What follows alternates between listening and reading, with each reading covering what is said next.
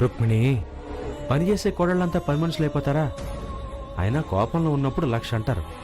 అన్నింటినీ 1,00,000 పెట్టుకుంటే మనిద్దరం లక్షణంగా బతికేదెప్పుడు? ఏదైనా మీరెలా రావడం తప్పు అంటావు. చెప్పింది కరెక్టే, నేను కాదన్ను. అంటే నాకు నేనుగా నేను చాటుగా రాలేదు. మా అమ్మే ఇదిగో ఈ గాజులిచ్చి నీకు తొడగమని పంపింది. గాజులేంటి? తరతరాలుగా ఈ ఇంటి అత్తలు కోడళ్ళకి అత్తింటి హక్కుగా తొడిగే గాజులు. బంగారు గాజులు, బంగారు గాజులు.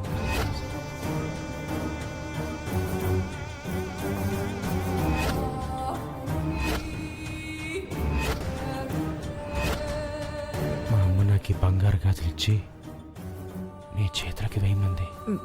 నిజమా? నాది అబద్ధమైనా ఈ బంగారు గాజులు నిజం. అసలు కన్నా వడ్డీ ముద్దు అంటారు. ఎప్పుడైనా విన్నావా? మీకన్నా నేనంటే ముద్దంటారా మీ అమ్మకి? ఆహా, నువ్వు నాకు ముద్దు. మనిద్దరం ముగ్గురం అయ్యామనుకో, వచ్చినవాడు మా అమ్మకి వడ్డీ అవుతాడు. ఏంటి అర్థం కాలా? చేచాపు.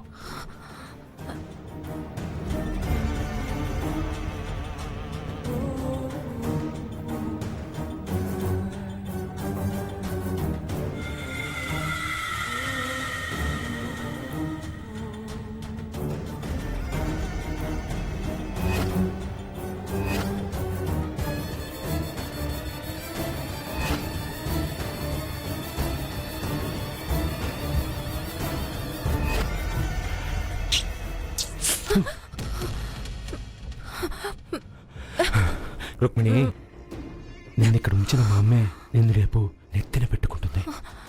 నీ స్థానాన్ని మార్చడానికి నేను నువ్వున్న స్థానానికి వచ్చాను.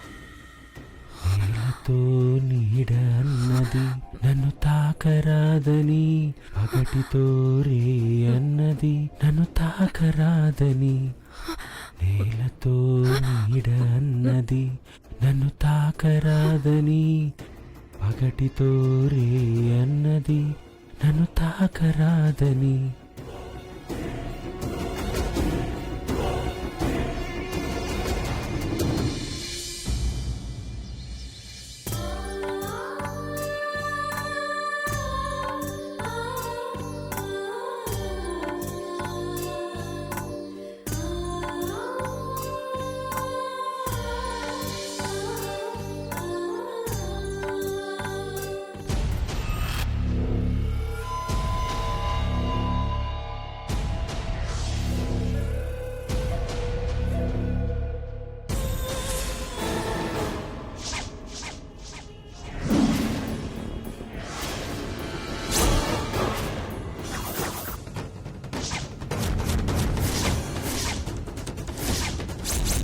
రుక్మిణి, రుక్మిణి, రుక్మిణి, రుక్మిణి, రుక్మిణి, రుక్మిణి, రుక్మిణి.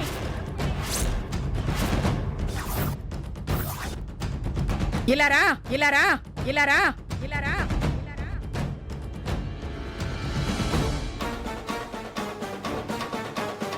చెప్పండి.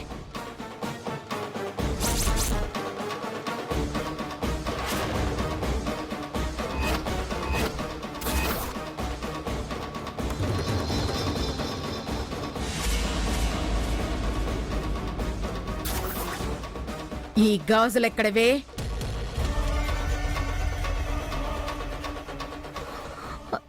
వారిచ్చారు.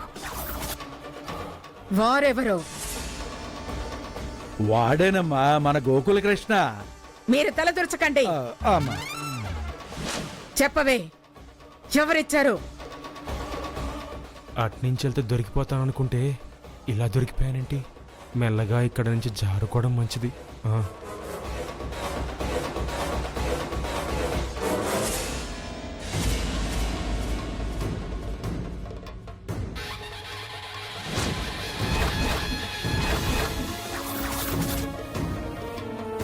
కృష్ణ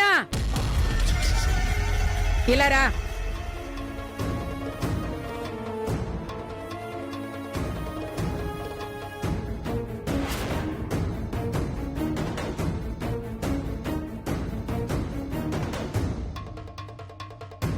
ఏంట్రా అట్నుంచి వస్తున్నావు? అమ్మా అది మరి అది అందుకే గాజులు ఇక్కడ. మీరు నాకు అర్థం కాలేదని చెప్తున్నారా? ఆమా కసై తీ గాజులు తీయవే. కోడలిగా మీ ఇంటికొచ్చిన వారికి ఈ గాజులు? అవునే, కోడలుగా వచ్చిన వాళ్ళు వేసుకోవలసిన గాజులే, కానీ నువ్వు కోడలివి కాదు కదా. నాకు బాగా అర్థమైంది. ముగ్గులోకి దించడం తెలుసా అన్న మాట అంటే ఎంతో అమాయకంగా నాకు దేవతార్చన మాత్రమే తెలుసు అన్నదానివి. నీ అర్చనలేంటో నాకు బాగా అర్థమయ్యాయి. అమ్మో అమ్మో అమ్మో, ఒక్క రాత్రిలోనే వాడు నిన్ను వెతుక్కుని వచ్చేలా చేశావు అంటే నువ్వు అమాయకురాలివి కాదే. నిన్ను తక్కువ అంచనా వెయ్యకూడదు. నీ రోగం ఎలా కుదర్చాలో నాకు బాగా తెలుసు. వెళ్ళవే, వెళ్ళి నీళ్లు తోడి గంగాళాలాన్ని నింపు. వెళ్ళు. ఆగో, ఆ గాజులు తీసి ఇటిచ్చి వెళ్ళు.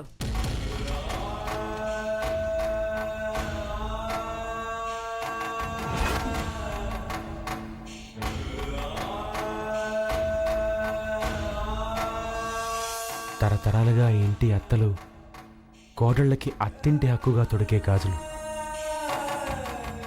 బంగారు గాజులు, బంగారు గాజులు, బంగారు గాజులు.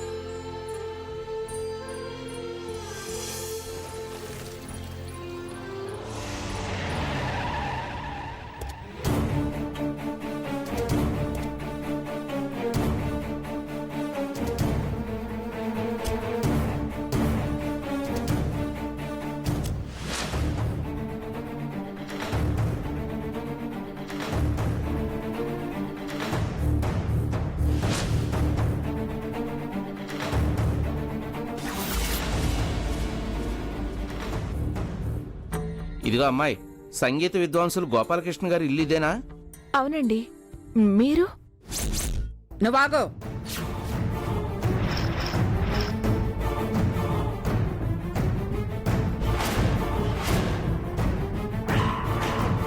నమస్కారం.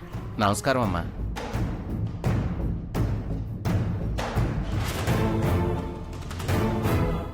ఏంటలా గుడ్లప్పగించి చూస్తున్నావు? వాళ్ళు కాళ్ళు కడుక్కోవడానికి నీళ్లు పోయి.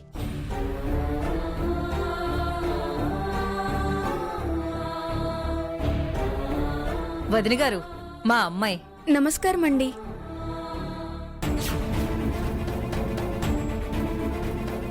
మరి ఆ అమ్మాయి?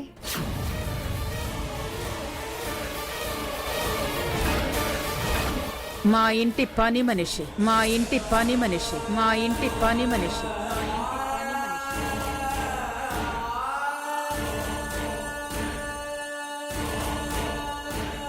కాళ్ళు కడుక్కొని లోపలికి రండి. ఉమ్,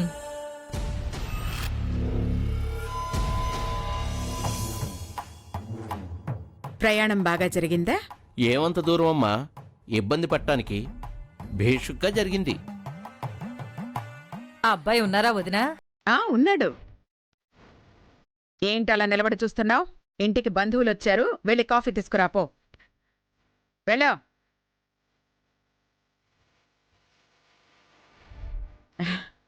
లక్షణంగా ఉంది. లక్ష్మీ కళ ఉట్టిపడుతోంది. నేననుకున్న అన్ని లక్షణాలు ఉన్నాయి. అల్లుడు గారు ఉన్నారా అమ్మా? ఉన్నారు. ఏమండి? వస్తున్నా. ఆ, ఆ, నమస్కారం అండి. నమస్కారం. నమస్కారం అండి. మీరు కచేరీలు చేయకపోయినా కాస్త సంగీత జ్ఞానం, గాత్రశుద్ధి ఉంటే చాలు. మీరు అన్నాను, సమాధానం రాలేదు. ఆ, ఆ అమ్మాయి పెళ్లి కూతురు.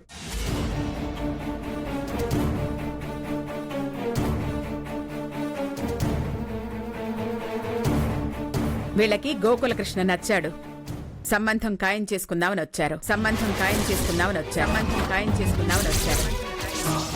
మరి వాళ్ళు ఇప్పుడు చూస్తాడు, సరే అంటాడు. పర్లేదులేండి, మేమే వచ్చి చూడాలి. కానీ అల్లుడు గారు బిజీ కాబట్టి, మాకు పట్టింపులు లేవు కాబట్టి, ఈ ఇంటి కాబోయే కోళ్లే కదా అని వెంట పెట్టుకొచ్చాం. మా అమ్మాయి అల్లుడు గారికి వీరాభిమాని. కావాలనుకున్నప్పుడు కాస్త అటు ఇటు సర్దుకుపోవాలి కదా. బాగా చెప్పారు. వదిన గారు, అల్లుడు గారు ఉన్నారుగా? ఆ, ఒరే కృష్ణ, కృష్ణ! ఆ, అంత గొప్ప సంగీత విద్వాంసులు వారిని అలా ఒరే అని. ఎంత గొప్పవాడైనా నా కొడుకే కదా. కృష్ణ! ఆ, కూర్చోండి. అమ్మాయి నచ్చిందా?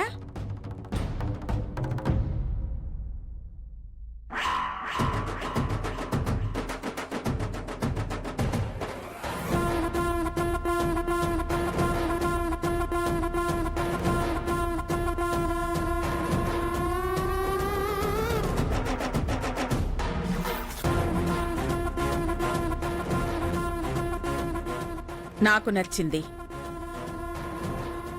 నేనే వీళ్ళని రమ్మన్నాను.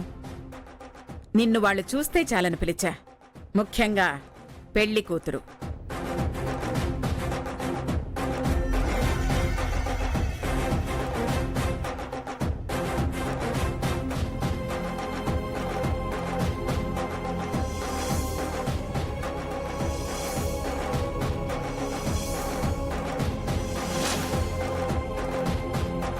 అల్లుడు గారి అభిమానాన్ని చెప్పానుగా. మీలాంటి పేరు ప్రఖ్యాతులు ఉన్నవాళ్ళు మా అల్లుడైతే చాలు. మీరు కోరిన వాటికి మేము వేటికి వెనకాడము.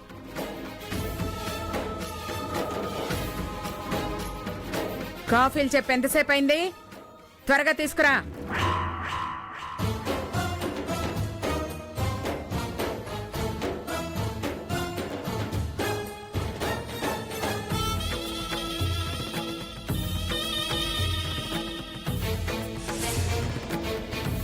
అలా నిలబడి చూస్తావే, తీసుకెళ్ళి కాఫీ ఇవ్వు.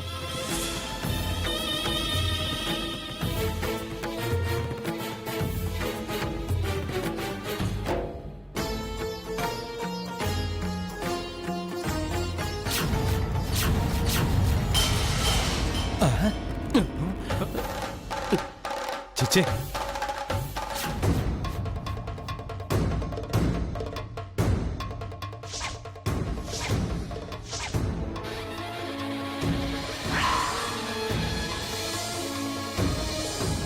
కళ్ళు ఎక్కడ పెట్టుకుని నడుస్తున్నావే?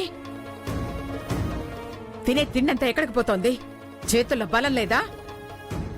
పో, వెళ్ళి కింద పడ్డ కాఫీ తడు. వెళ్ళు.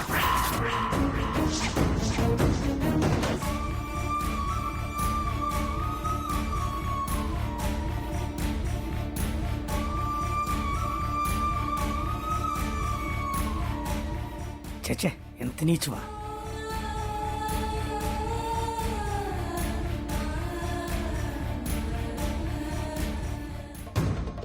అదేంటమ్మా, అల్లుడు గారు ఏం చెప్పకుండానే వెళ్ళిపోయారు? వాడ చెప్పాల్సిందేమీ లేదు. నేను సరే అన్నానుగా. మంచి రోజు చూసి కబురు చేస్తాను. ఇలాగే రండి, నిశ్చితార్థం చేసుకుందాం. చాలా సంతోషం వదిన గారు. మరి మేం బయలుదేరతాం. మంచిది.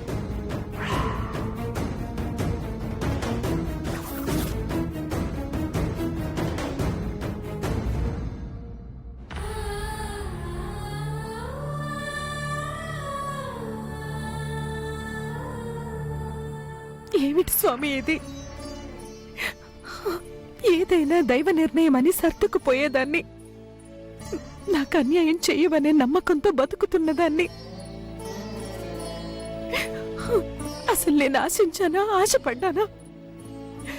వారితో నా పెళ్ళెందుకు జరిపించావు? మళ్ళీ ఈ సంబంధం ఏంటి? నా జీవితాన్ని ఎటు నడిపిస్తున్నావు స్వామి? ఏం చేయాలనుకుంటున్నావు? ఈ స్థానమైతే శాశ్వతంగా ఉంచవా? నాకు జీవితం మీద తీపి లేదు, కానీ నేను అన్యాయం అయిపోతే నాన్న రాధమ్మ ఏమైపోతారోనని భయం. నా గురించి దిగులు పడేలా చెయ్యొద్దు స్వామి.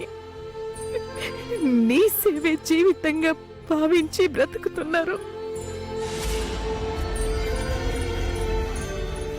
ఇచ్చేది నువ్వే, తిరిగి లాక్కునేది నువ్వేనా? ఈ పువ్వు పరిమళాన్ని ఆస్వాదించకపోతే ఎలాగా? ఆస్వాదించాలి. ఆ తర్వాతే ఆ పెళ్ళి.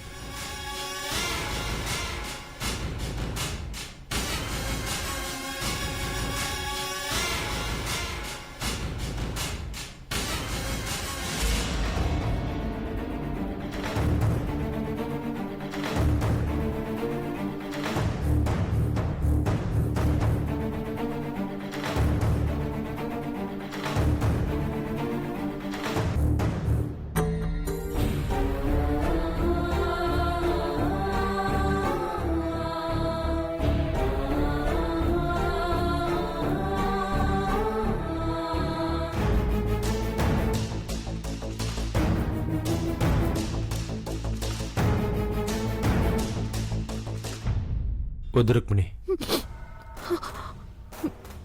బాధపడకు. నీ కన్నీళ్ళెందుకో నేను అర్థం చేసుకోగలను. అయినా అమ్మ ఆరాటపడుతోందే కానీ నేను ఇంకా అంగీకారం చెప్పలేదు రుక్మిణి.